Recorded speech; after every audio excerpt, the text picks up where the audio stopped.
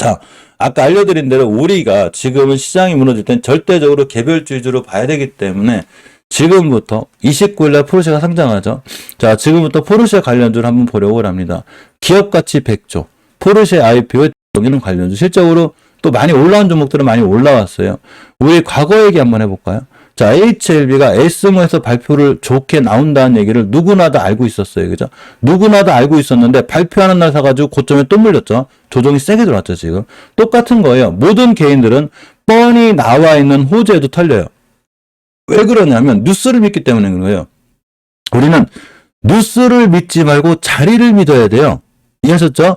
뉴스를 믿지 말고 추세와 수급을 믿어야 되는데 자꾸 뉴스를 믿으니까 에스모 발표하자마자 떠가지고 또 고점에 물려가지고 HLB 5만원대 물려가지고 그 3만원대 사라고 하고 4만원대 사라고 할 때 못 사고 있다가 뉴스 뜨니까 5만원에 물려가지고 리버스라는 나쁜 거 아니에요? 뭐가 나빠?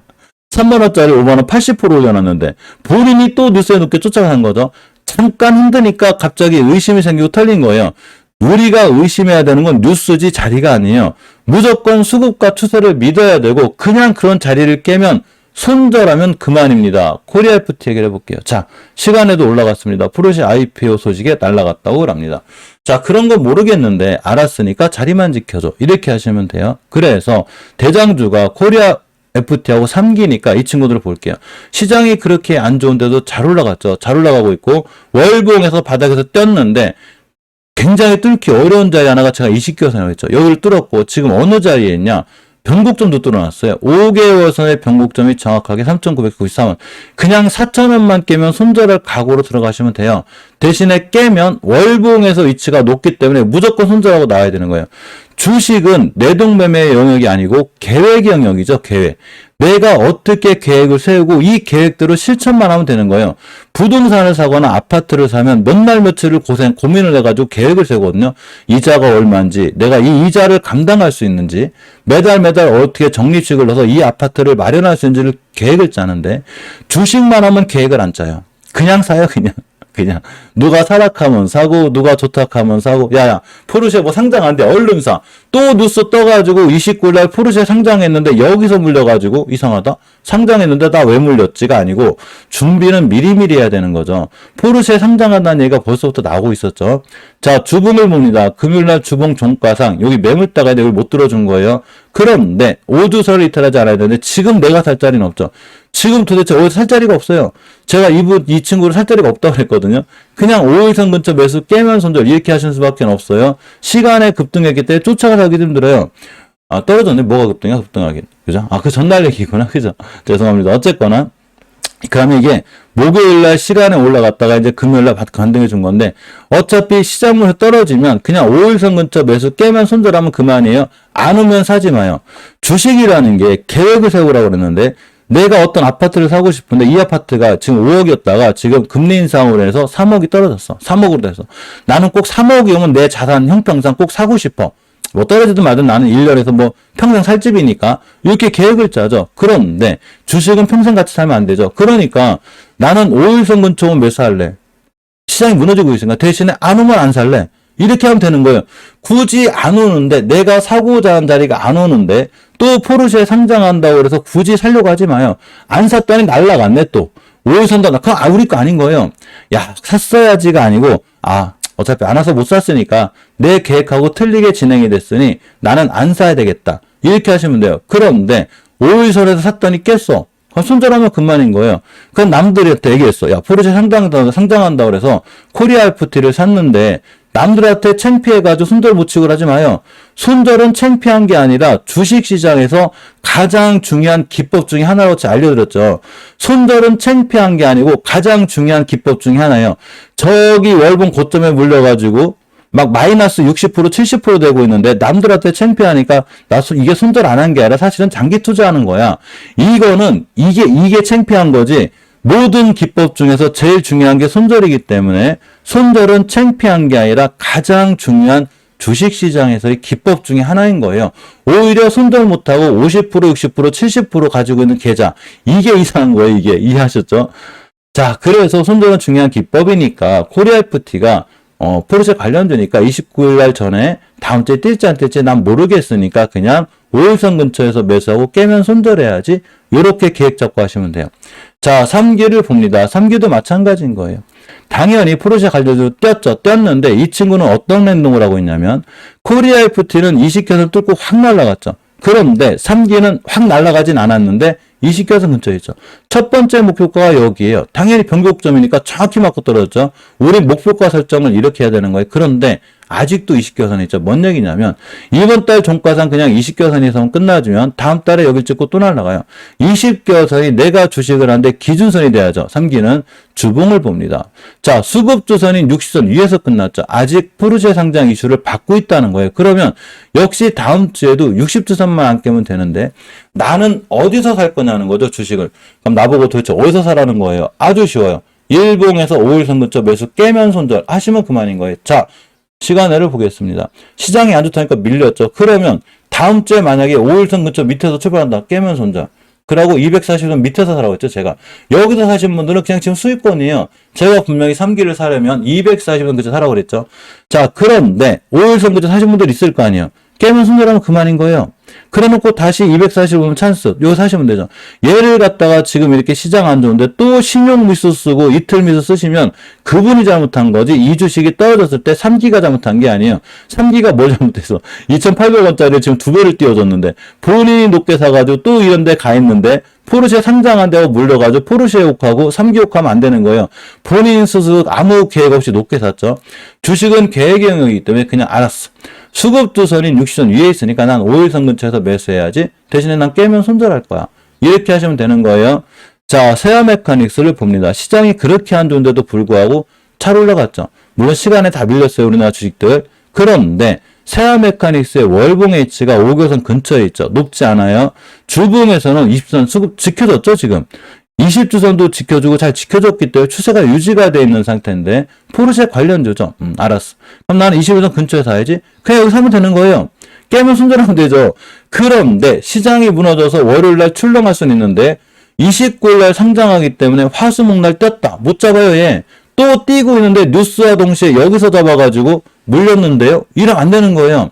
그런 이슈를 알고 있으니 우리가 매일매일 공부하니까 알고 있잖아요. 그죠? 뉴스를 믿고 사라는 게 아니라 그런 이슈가 떴을 때 내가 과연 살 자리가 있으면 이런 데서 도전하고 이걸 깨면 그냥 손절하면 그만인 거예요. 손절은 창피한 게 아니라 내가 종목을 잘못 고른 게 아니라 누가 올라간다고 맞춰.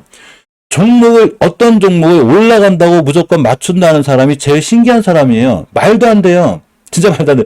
그러니까 제가 리딩방 카톡방 안 한다고 그랬죠. 전화번호 걸어놓고 무조건 올라갈 종목 알려드릴게요. 그게 말이 돼 지금? 말도 안 돼요. 시장은 살아있는 생물 같기 때문에 어디로 뛸지 모르기 때문에 반드시 계획이라는 걸 세우고 해야 되는데 물론 손절하기 힘들어요. 저도 힘들어요. 저도. 당연히 손절 힘들어요. 한번 잘못 손절하면 금액이 크게 되면 뭐 하루에 1, 200은 날아가니까 금액이 작은 사람들도 몇십만씩 날아다니겠죠. 그러니까 손절이 힘든 건 알겠는데 계획을 세웠으면 반드시 그 계획대로 진행을 해줘야지만이 내가 시장에서 살아남고 오래오래 버틸 수 있어요. 특히 신용미수 쓰지 말고. 어쨌건 세아 메카닉스는 그냥 21선 근처 매수 깨면 손절하시면 그만인 거예요. 대신에 깨지만 않으면 순간 포르쉐 관련 이슈로다가 땅 때릴 수 있어요. 이렇게. 그러면 상장하기 전에 상장하면 재료 소멸이 되니까 물론 그것도 제 생각이에요. 오히려 상장해서 더 날아갈 수도 있는데 최고 맥심으로 날아갔을 때 여기죠. 여기 가격이 얼마냐면 정확하게 9,200원까지는 바라볼 수 있죠.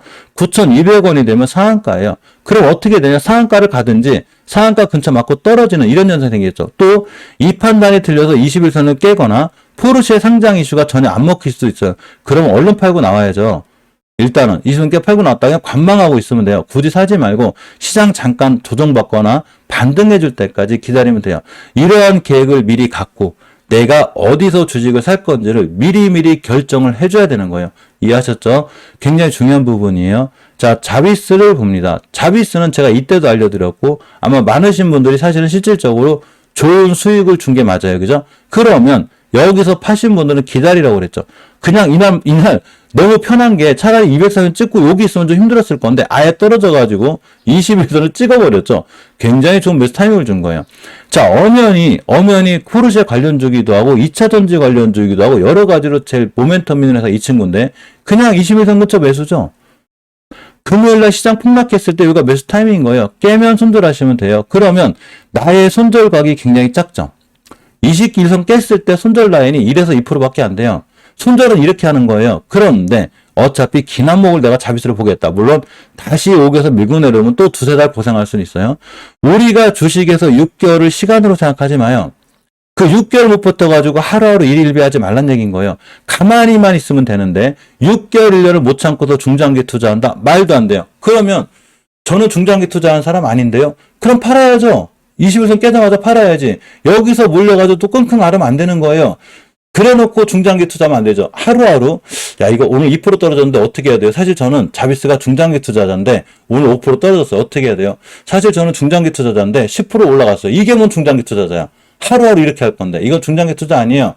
본인은 중장기 투자한다고 말은 그래놓고서 심리적으로는 단기 투자인 거죠. 그죠? 그러니까 중장기 투자하기로 했으면 그냥 5개선 깨는 순간 자비스가 5개선 깼구나.